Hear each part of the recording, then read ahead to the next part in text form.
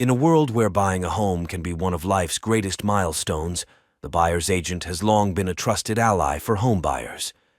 But what if that advocate, that guardian of your interests, were to disappear? Home buyers have always relied on buyer's agents to navigate the complexities of the housing market. In fact, recent studies have shown that 90% of home buyers used a real estate agent to help them purchase their homes. Without buyer's agents, many buyers would feel lost. This is particularly true for first-time buyers. The dream of home ownership can quickly turn into a nightmare without the expertise and support of a dedicated buyer's agent. Hi, I'm Lucian Valancourt, real estate broker and owner of Native Son Realty here in Jacksonville, Florida. So if most buyers use a real estate agent to buy their homes, why am I talking about the end of buyer's agents? Well, if you've been watching the news lately, you may have heard about the Sitzer-Burnett class action lawsuit against the National Association of REALTORs, or NAR for short. In the case, the plaintiffs complained that real estate commissions are too high and buyer's agents are paid too much. The claim is that the NAR Code of Ethics and the MLS rules requiring cooperative compensation artificially inflate real estate commissions. In case you don't know, MLS stands for Multiple Listing Service, which is a central place created by real estate brokers to pool their home listings and make them available for other real estate brokers to sell. By the way, the MLS is where the majority of homes you see online come from. Sites like Zillow, Homes.com, and Trulia all get their data from the MLS. In other words, without the MLS, these sites would not exist. But I digress. The MLS rule of cooperative compensation states that any real estate broker who places a listing in the MLS must offer compensation to a cooperating broker who brings a buyer that buys the house. No specific amount of compensation is required and can be as little as 1 cent.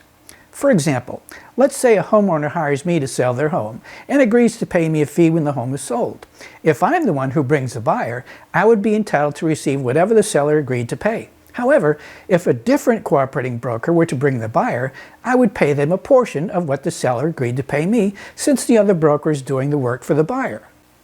This practice of cooperative compensation is how homes have been sold through the MLS for over 100 years.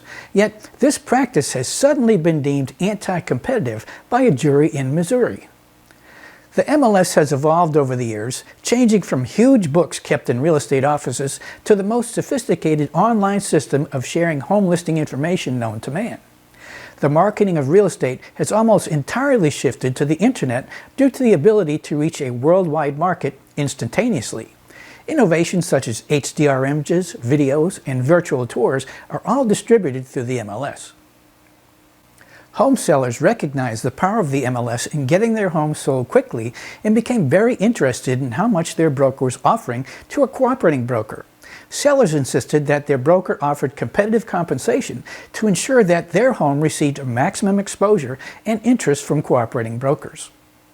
This led to changes in listing agreements where the amount of cooperative compensation was specified in writing. This written agreement created the perception that the seller was paying the buyer's broker compensation. At the trial in October of 2023, the plaintiffs complained that they should not have to pay the buyer's broker compensation. They also complained that the practice of offering cooperative compensation was anti-competitive because they felt that buyer's agents were likely to try harder to sell homes that offered more compensation. Just so you know, NAR specifically prohibits this in its Code of Ethics and requires agents to show all listed properties regardless of the compensation offered. In March 2024, NAR reached a settlement with the plaintiff. In addition to paying $418 million in damages, the settlement includes 2 major changes in how homes are marketed and sold through the MLS. The first change is the prohibition of offering compensation to a cooperating broker in any area of the MLS. Buyer's agents will no longer know how much, if any, compensation is being offered to bring a buyer. The second change is the requirement to have a buyer agency agreement signed by the buyer before the buyer agent can even show the buyer a home. The buyer agency agreement must state exactly how much the buyer agent will be paid by the buyer. Yes, you heard that right. You, as a buyer, will now have to pay your agent with your own money. The buyer agency agreement will also state that the buyer agent cannot receive any compensation in excess of what is stated in the agreement from any source in connection with the sale. This means that if the buyer agent agrees to a fee of $1, that is the maximum amount they will receive even if a seller or any other party agrees to pay more. It is this requirement that I feel is going to discourage buyers from using an agent to help them with buying a home. Buyers have always enjoyed professional representation with no out-of-pocket cost. In July 2024, that all changes. Buyers will now have to pay out-of-pocket for the services of a buyer's agent. The requirement for the buyer to pay their own agent will be particularly harmful for veterans using their VA home loan benefit. The VA bars veterans from paying a real estate agent fee, which means that using a buyer's agent will not even be an option. How much will this impact veteran buyers? A lot. For example, in Duval County, there were 1,932 homes sold using a VA home loan in the past 12 months. That represents 14% of all sales in that period. Clearly, this is going to have a major impact on the veteran home buyer. The DOJ believes that forcing buyers to pay for their own representation will drive real estate agent compensation lower and eliminate the possibility of buyers' agents avoiding homes offering lower compensation in the MLS. I believe that buyers will forego the use of a buyer's agent altogether and just deal directly with the listing agent of the home they want to buy. Buyers already struggling to come up with a down payment and money to cover closing costs will be unable to cover the added cost of buyer representation. There is no requirement to use a buyer agent to buy a home. The use of a buyer's agent will be seen as an unnecessary luxury, similar to a concierge for the wealthy. This is why I believe buyer agents will become virtually non-existent once these changes go into effect in July. RIP buyer's agents. So here are two questions I have for you. If you bought a home, did you use a real estate agent to help you? And would you still use a buyer's agent if you had to pay them out of your own pocket? Please comment below. I'm curious to see if my belief is justified. The DOJ states that this change will be good for sellers. They say that this change will lower rates paid by sellers because sellers will no longer have to pay buyer agents, even though that was never the case. The DOJ has further stated that they are committed to lowering the cost of buying and selling a home. Translated, this means that they are committed to reducing the income of real estate agents. In fact, President Joe Biden is asking real estate agents to lower their commissions to help home buyers. In addition, last week the National Association of REALTOR agreed for the first time that Americans can negotiate lower commissions when they buy or sell their home.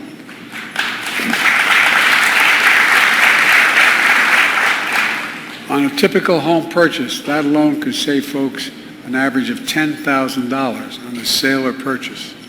I'm calling on realtors to follow through on lowering their commissions to protect home buyers. So the president's strategy is to force buyers to pay commissions and then ask real estate agents to take a pay cut during a period of high inflation. Very few private entities ever prevail when pitted against the power of government. You know the old saying, you can't fight City Hall. By the way, despite the image of wealthy real estate agents driving expensive cars portrayed on TV, the average annual income of a real estate agent is $47,000. The DOJ says this change is also good for buyers because they believe that sellers will lower the price of their homes since they expect them to pay less to their listing broker. Even if listing brokers do lower their rates, I don't think that expecting sellers to lower their price is reality. Nothing short of normal market forces or a government mandate will compel a seller to lower the price of their homes. Take the for sale by owner seller, for example. They are selling on their own to avoid paying a brokerage fee and keep more of their equity. They're not selling by owner to pass those savings on to a buyer. The same is true here. Sellers will want to keep any money saved through reduced fees. Bottom line is that the market sets home values, not agent commissions. If home values do decline, it will likely be the result of decreased demand brought on by pushing the cost for buyers higher. A buyer uncomfortable representing themselves in a transaction will just delay their purchase until they can save more money to cover the added cost of a buyer's agent. So how many buyers are likely to be priced out of the housing market when this change is implemented?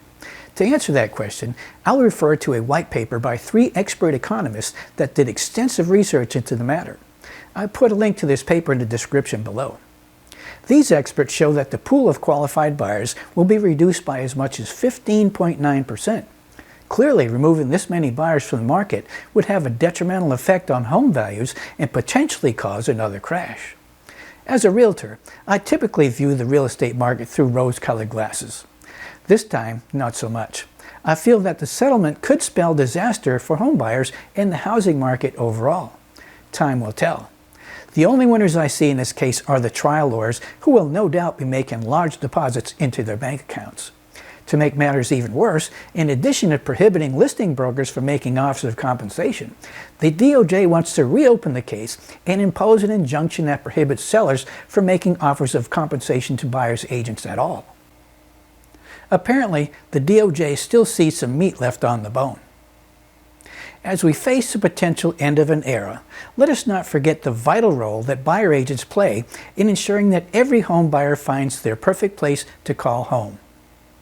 I will be following this case closely and will post updates as things develop, so be sure to subscribe. Till next time, this is Lucian Valancourt with Native Sun Realty. Helping you find your place in the sun.